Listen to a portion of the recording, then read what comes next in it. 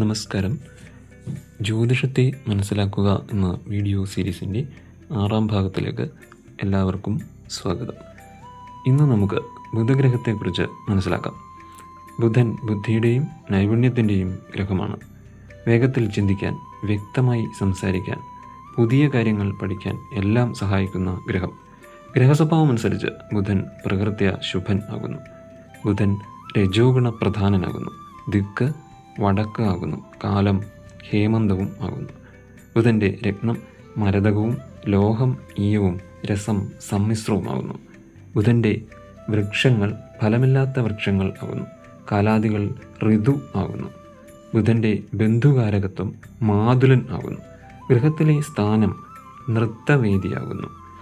ബുധൻ്റെ നിറം കറുകപ്പുല്ലിൻ്റെ പച്ച നിറം ആകുന്നു.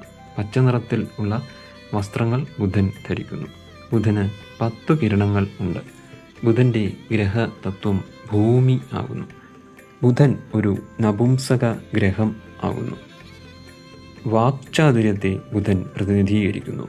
ബുധന് സൂര്യനും ശുക്രനും ബന്ധുക്കളും കുജൻ, ഗുരു, ശനി എന്നീ ഗ്രഹങ്ങൾ സമന്മാരും ചന്ദ്രൻ ശത്രുവുമാകുന്നു.